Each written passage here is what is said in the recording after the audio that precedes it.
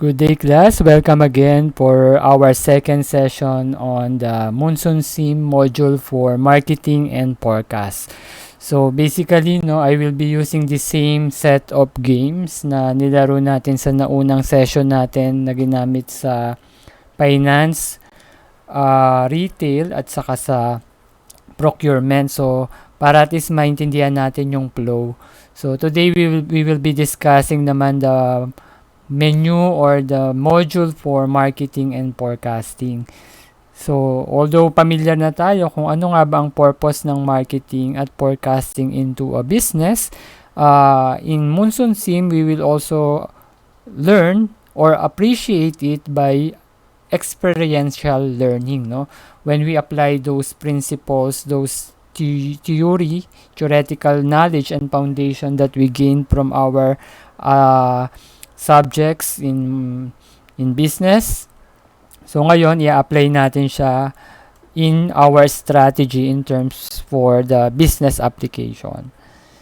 So basically, when we defined marketing according to American AMA definition, so marketing is an activity, is the activity set of institution and processes for creating, communicating, delivering, and exchanging offerings that have value for customer, clients, partners, and society at large. So technically, when in a business perspective, we use marketing to promote, to introduce, or to make more your product or service visible, or to have a niche over your competitors in terms of getting a lot of sales, or getting a lot of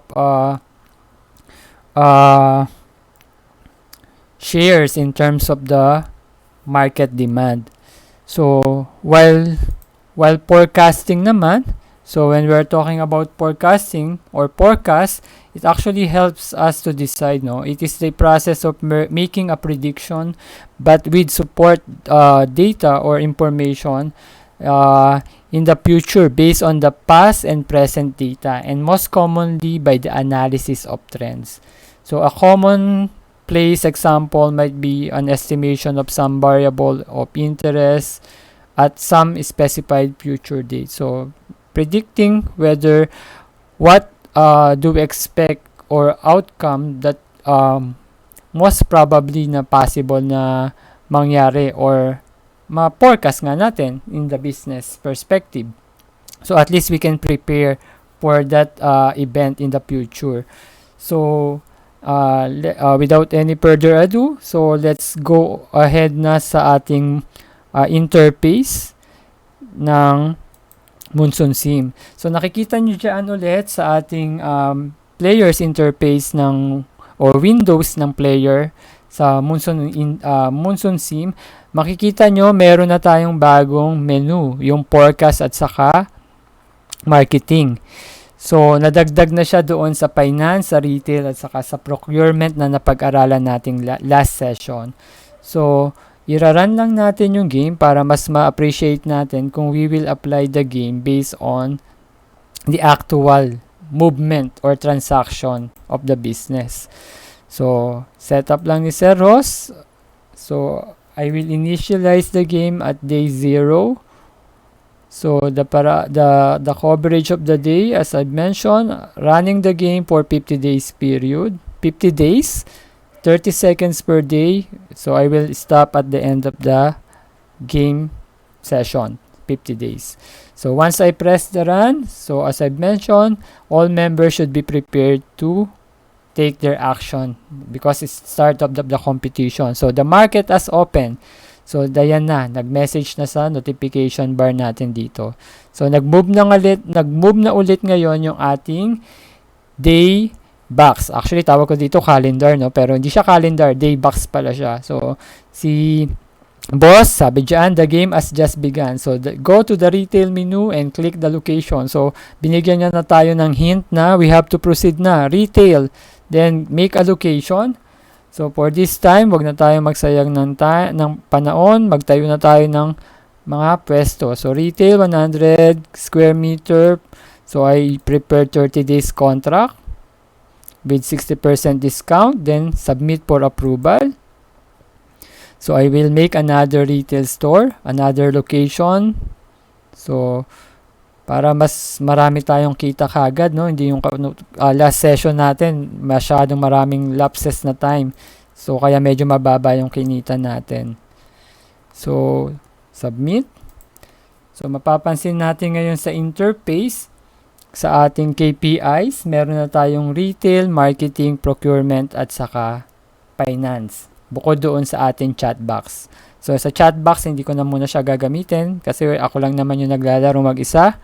So, ngayon, meron na tayong location sa Adelaide at saka sa Hobart. So, I will do a procurement. So, alam nyo na naman to kung paano gawin. So, hindi ko na masyadong i-explain dahil magpo-focus tayo later sa marketing at saka sa forecast. But I'm doing this para at least ma-run through natin pa rin yung game, no? So, submit. So, nag-order tayo sa Adelaide. So, order ulit tayo. Go to retail, procure. So, nag-procure tayo. Saan ba mas mura ngayon? Sa vendor 2. So, mas mura yung presyo sa vendor 2 compare kay vendor 1. So, sa Hobart naman tayo mag-order ng inventories. Mag-procure tayo. So, I prepare. Siguro, gawin ko ditong blanket. So, per every 3 days, 20% of the inventory will be delivered. So, makikita nyo dyan. Hintayin lang natin. So, dito, meron na tayong loss kagad kasi hindi pa kagad tayo nakapagbenta. Oops, nakalimutan ni Seros mag-approve. So, yan na. Learning ano sa atin yan. Dapat yung process wag kakalimutan. So, you have to do a coordination among your team. So, create ulit tayo ng location. So, siguro meron pa sa Townsville. Daily. Submit. So, medyo aggressive si Sir ngayon. Magtatayo ako ng maraming outlet. So, location. Saan pa ba? Makikita nyo dyan sa map. Sa map natin, meron na tayo ditong 1 and 3. So, siguro next sa Melbourne. Magtatayo ako sa Melbourne. Melbourne. So, number 4. 30 days contract. Submit.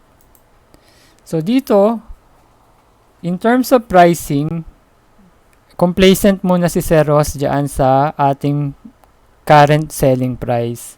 26 for apple juice, 29 for the orange juice, and 31 for the melon juice. So, dito magagamit naman natin yung purpose ng marketing at saka ng forecast. So, una, syempre, what are the purpose of the marketing? Is of course to promote your product. For example, may 3 na tayong location kay Adelaide, Hobart, at saka kay Melbourne. 4 na pala at si Townsville. So, since bago pa lang yung product ko doon, so to be able to penetrate more of the retail consumer, so I need to do a promotion or advertisement. So here, when we set a marketing expenses, makikita nyo dito lahat ng location na meron tayo na retail store. Then makikita nyo rin yung mga product. Dito makikita nyo na meron tayong marketing fee na babayaran sa bawat media. Sa setup or sa ating game, ay meron tayong 3 media. Media A, Media C, Media B, at Media C. So for every product, you can actually select which media advertisement or marketing company do you want to promote your product at a certain location. So let's say si Apple Juice, ipapapromote ko yung kay Adelaide retail branch ko, kay Media A. Then you can select how much do you need to pay to promote that product. So technically, since this is already set up internally or configured by in the system by the administrator, so since setup game na to, medyo limited lang yung information ni Sir Ross. So we can assume that the higher you pay for the advertisement, the higher the percentage you can actually capture the demand for your market, or yung parang ano yan ABS-CBN, GMA7, ABC5. So may mga channel tayo, TV station na magpo-promote, or mga marketing team na magpo-promote ng product mo. So depende na lang kung magkano yung ibabayad mo sa kanila. So mas malaki, mas maganda, at saka mas malawak yung magiging coverage ng advertisement. So let's say I pay 500 for that. Sa Apple Juice sa Adelaide, medyo sa Media B ako. Let's say I will pay for 300. Then para naman sa Melon Juice kay Media C, let's say 200. So once I submit, then it will go for the approval. So nakikita nyo dyan, no, yung babayaran ko, yung other branches, other location, wala akong sinet na advertisement o marketing expenses. So, zero lahat. So, yung meron lang akong ini-request. So, submit. So, technically, magkakaroon yan ng effect in terms of your market sales or retail sales. So, ano naman yung silbi ng forecasting? Later on, tignan natin yung effect sa sales niyan. So, wala tayong paninda sa Melbourne at saka sa Townsville. So, bili lang muna tayo sa retail. Melbourne at saka sa vendor 1. Mas mura. Si Melbourne, walang paninda. Lagyan natin ng laman para hindi tayo masiro sa benta doon ng retail sales natin. Submit. Then, submit. Lagyan din natin si Townsville para kung magkaroon ng demand, search ng demand doon, meron tayo sa procurement. Saan ba mas mura? Parehas lang sila. So, any vendor, Townsville, let's say 12,000 each inventories. Submit. For approval. So, makita nyo dito, nagkaka-envelope kasi may naka-pending na transaction. So, yan. Okay na. So, lahat na siya nasa transaction list. Tignan natin yung update. So, di ba nagbayad tayo ng marketing? Completed na siya. Nag-start siya ng day 15. So, day 15 tapos na. So, technically, sa Adelaide, nagkaroon ng additional increase ng ating sales dyan. Mamaya, try natin i-check. So, ano naman yung forecasting or yung forecast? Dito, sabi ko nga, we are talking about retail for the moment. So, if you will click forecast, we can know the forecast, or we can actually predict the demand of our consumer in terms of the retail market or retail demand. So, when you click retail demand, makikita natin dito na lahat ng graph from day 8, anong day na ba tayo sa taas kanina? Day 18. So, kung sa day 18, makikita nyo dito, alos itong black na color ng lines para sa Melbourne yan, no? Melbourne Melon Juice. So, nasa 1,789 daw ang demand per day. Makikita nyo every day, ayan ang requirement sa market sa Melbourne alone. So, kailangan sa Melbourne, wag kang mawawala ng stock kasi meron dyan ang demand ng ganyang karami everyday. 1,789 na melon juice. Pagdating ng day 32, papalo siya ng 12,000. So, technically, dapat pagdating ng day 32, meron kang more than enough para makakuha ka, makapenetrate ka ng share sa demand na 12,000. Kasi kung hindi ka mag-i-stock ng marami, kahit mababa yung presyo mo, sabi nga natin sa retail, pwede mong palitan yung price, no?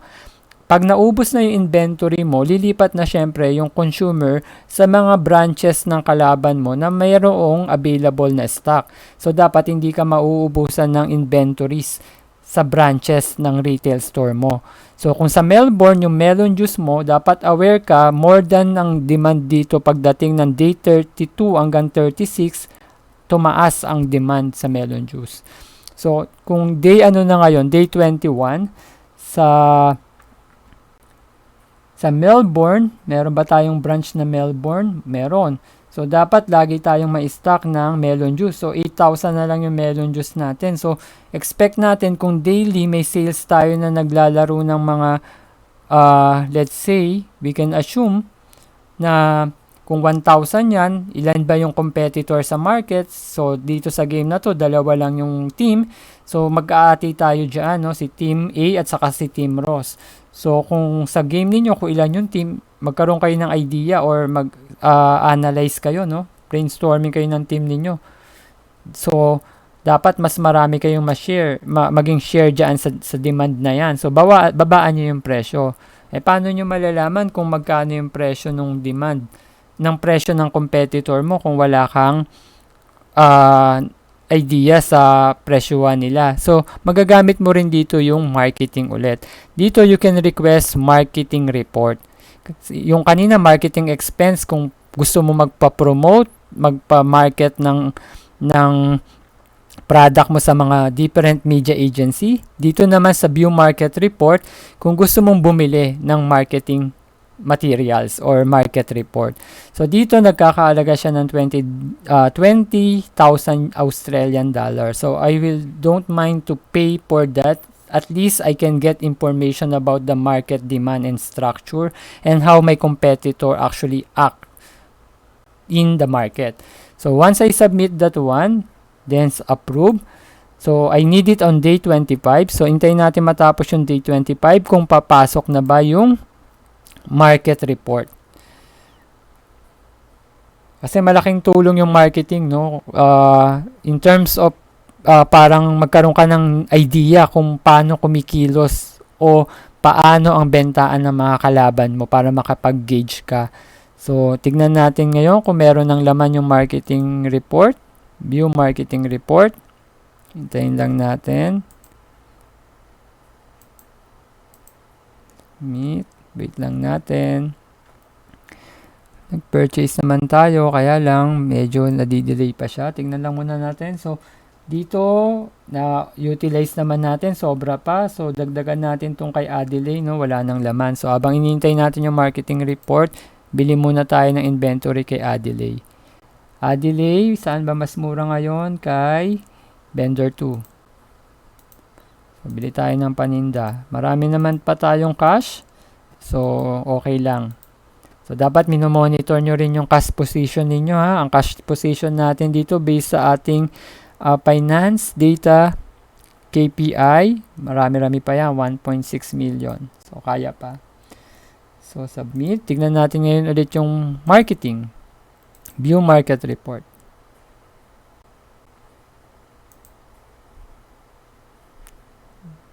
Standby lang siya. Wait lang natin.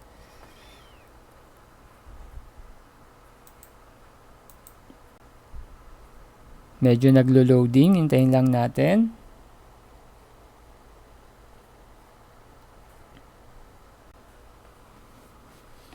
So, ito na yung marketing report. So, yung report na nabili natin from day 16 to day 26. So, since day 29 na, medyo malayo na yung pagitan. Pero at least magkakaroon pa rin tayo ng information. So, sa day 16 at day 26, ito yung mga nangyari. Ito yung mapa ng ating competition. So, makikita mo dito si Team A, yan yung ating competitor. Kung makikita nyo, ito yung mga location na meron siya. Out of the 7 location, 6 yung store niya. Samantalang si Sir Ross, ang team namin, 4 lang yung nagawa naming location. So, technically, no, mas marami siyang benta kung tutuusin. So, nagkamali ng diskarte si Sir Ross. Dapat mas dinamihan ko pa pala yung aking retail store. So, makikita nyo dito in area. Pag click nyo yung area na tab, ito yung location na meron yung bawat companies doon sa market. So, if you click for the Adelaide apple juice, makikita nyo si Team A, ito yung kanyang benta. Actually, Adelaide price of apple juice. So, makikita nyo, mas mataas ang presyo ni Team Ross sa akin. Mas mahal pala ang benta ko. Nagbebenta siya ng $20 per apple juice. Akin, 26. So, sa kanya, mas binabaan niya. So, technically, analysis, no? Kung retail sales, mas marami siya makukuha sa akin kasi mas susulot niya o makukuha niya yung mga customer ko dahil mas bababa ang benta niya ng apple juice. So, kung nakapag-run ako ng mas maaga sa Adelaide, ang orange juice na rin, mas mababa ang benta niya. So technically, mas marami pa rin siya magiging sales sa retail, sa mga consumer, kasi mas mababa ang presyo niya. Tignan natin sa Hobart. So, tignan nyo, alos lahat ng location at saka ng item, mas mababa pala ang benta ng kalaban ko. So, nalate ako ng pag-analyze ng strategy, no?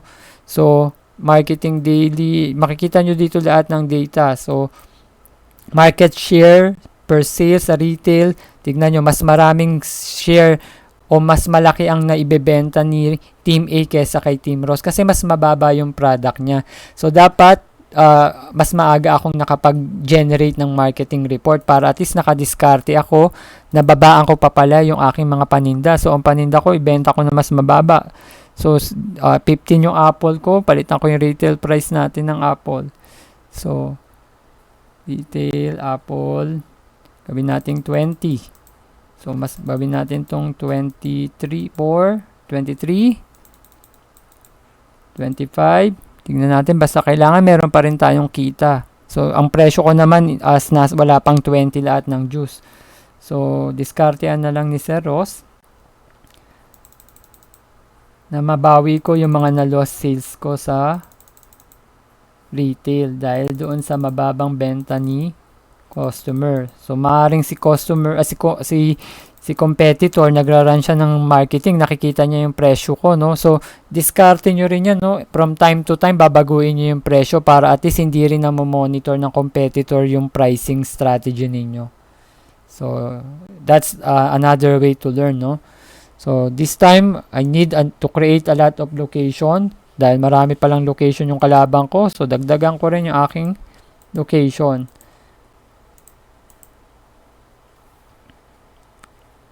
Retail location.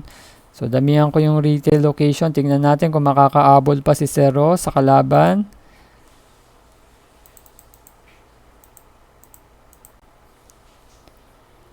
Retail. Oops, nakakalimutan i-approve. Location.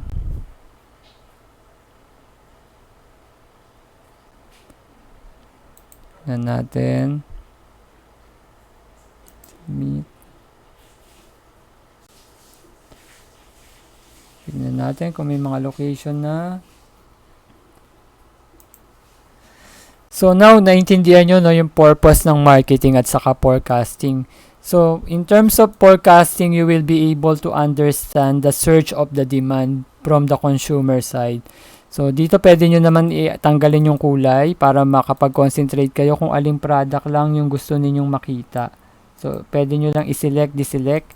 So, makikita nyo dito, tapat nyo lang sa line sa Melbourne, melon juice, tataas siya ng, since day, na ba tayo? Day 38. So, dito tayo mag-prepare sa day 40. So, dapat sa Melbourne, at saka sa Sydney, melon juice, mabenta siya. Sa Sydney, apple juice, mataas din. So, makakapag-prepare kayo, no, sa mga branch o sa mga location kung saan kayo dapat magkaroon ng stock ng mga items ninyo. So, sa Brisbane, wala akong laman. So, I hope naiintindihan nyo yung concept ng marketing at saka ng forecast. So, technically, no, kung alam nyo magkakaroon ng sa forecast niyo ang Melbourne, magkakaroon ng mataas na demand sa melon juice, maybe you can use marketing, no?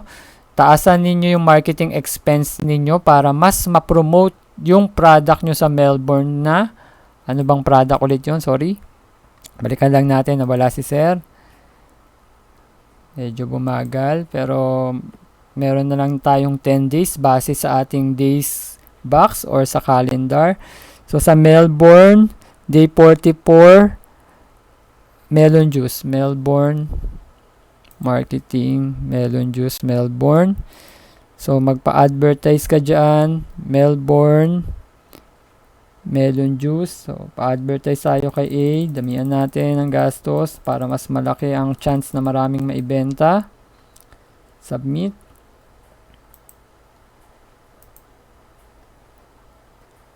Take note, dapat may stock ka rin. Baka makalimutan nyo. Melbourne, tignan nyo, wala pala tayong stock. So, kailangan bumili tayo ng stocks. So, purchase, Melbourne.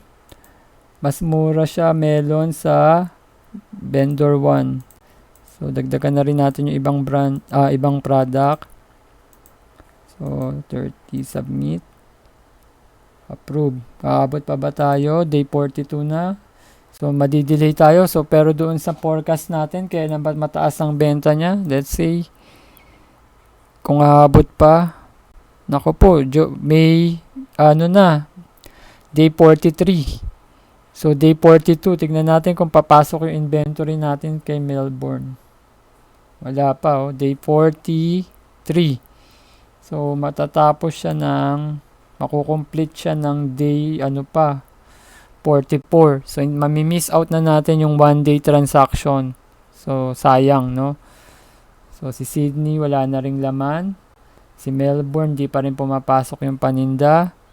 Sydney, lagyan nyo ng laman para magkaroon ng benta. So, parehas lang naman. Kay Sydney naman tayo.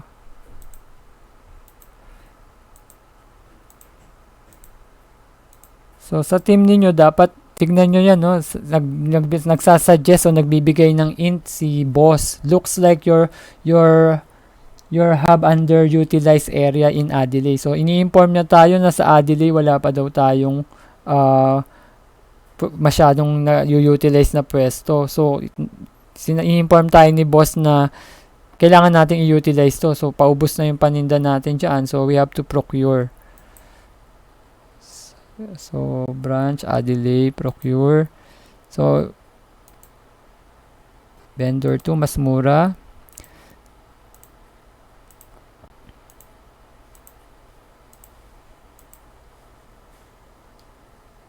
Submit. So, tignan natin sino pang utilize. Si Brisbane. So, si Brisbane, bilan din natin ang paninda. Take note, we are still using the retail market or retail sales. So, dito mas mura si vendor 2. Moving forward, pag gumamit na tayo ng business to business at saka manufacturing. So, medyo mas nagiging complicated siya. So, dapat sa team ninyo, nag-uusap na kayo, nagpaplano na kayo kung anong diskarte ninyo. So, ano pang branch ang walang laman? Si Brisbane ba yung in-orderan natin? So, dito makikita nyo na notifies tayo. Vendor canceled due to crisis uncertainties. So, hindi tayo na push, hindi tayo na bentaan ng item ni vendor, kinancel niya. So, dapat ma-monitor nyo rin yan. So, ibig sabihin, kay Adelaide, yung in-order natin, na-cancel. Pero meron naman tayong iba pang stock. So, ang bilan na lang natin si Brisbane. Retail, procure, Brisbane. Kanino mas mura? Vendor 2. So, orderan natin ng tig to 12,000.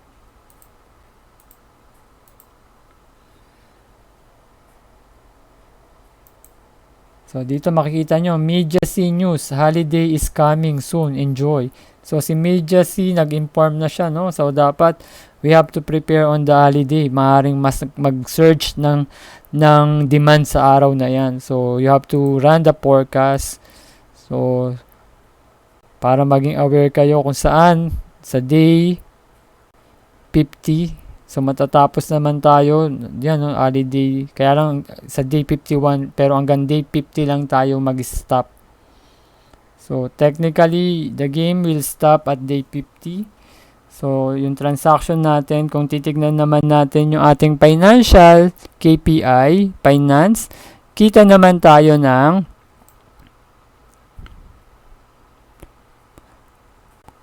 $596,344.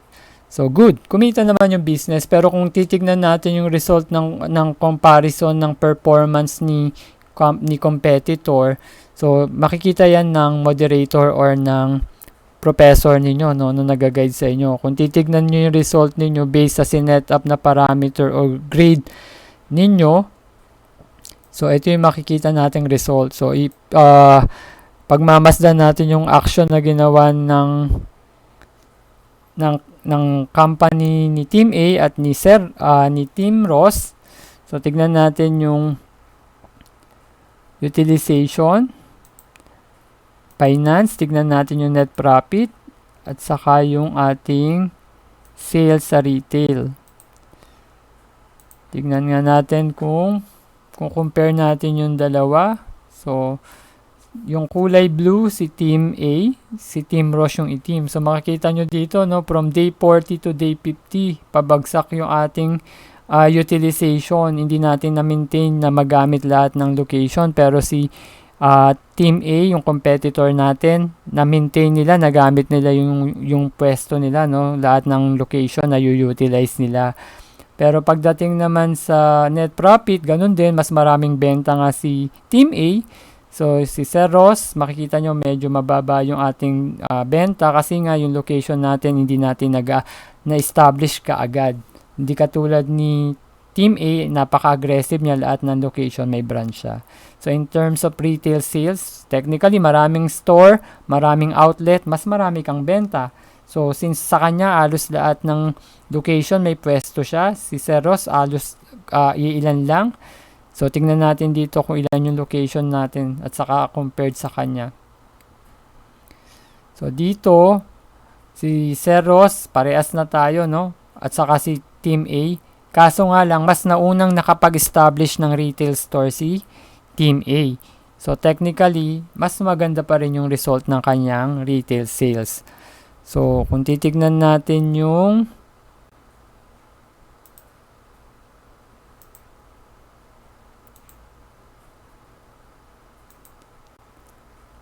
profit, sales.